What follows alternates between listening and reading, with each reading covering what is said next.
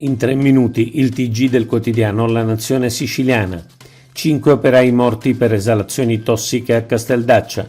Sono morti in 5 a Casteldaccia a causa delle esalazioni tossiche di idrogeno solforato sprigionato dall'impianto di sollevamento delle acque reflue che erano andati a riparare.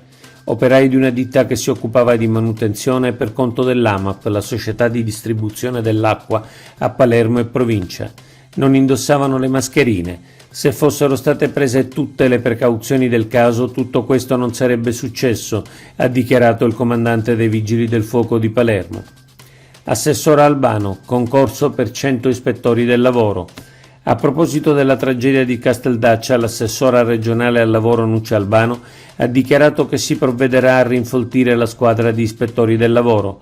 Ne sono arrivati 35 l'anno scorso, ne devono arrivare altri 35 e sto lavorando per fare un concorso per oltre 100 ispettori. Consiglio dei Ministri dichiarato lo stato di emergenza. Il Consiglio dei Ministri riunito ieri ha deliberato lo stato di emergenza nazionale per la siccità in Sicilia, come richiesto nei giorni scorsi dalla Giunta regionale, per una durata di 12 mesi, stanziando i primi 20 milioni di euro.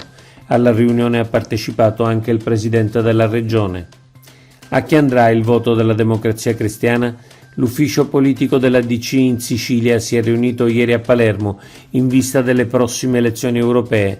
Sono state elaborate alcune proposte che verranno illustrate dal segretario regionale Stefano Scirillo a Roma mercoledì prossimo durante una riunione dell'ufficio politico nazionale dei segretari e commissari regionali della DC.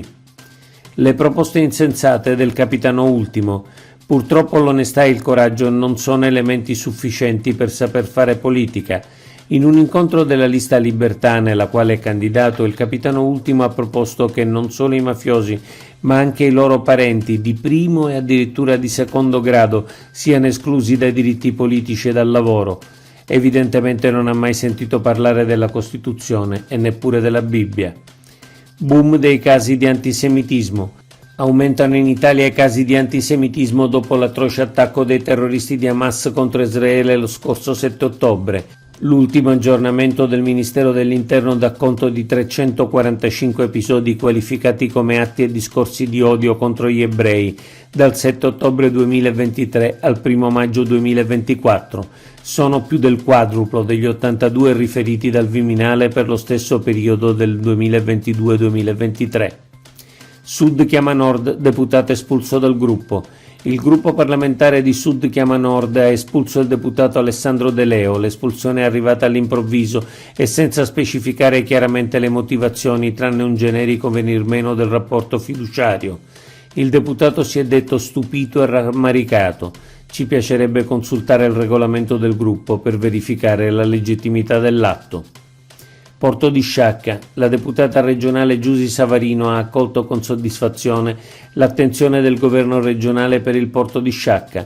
Lo stanziamento dei fondi con decreto dell'assessore Aricò, ha detto, è un impegno mantenuto per un'opera volano di sviluppo della marineria e del turismo. Oggi è tutto. Per l'informazione del quotidiano La Nazione Siciliana. www.lanazionesiciliana.eu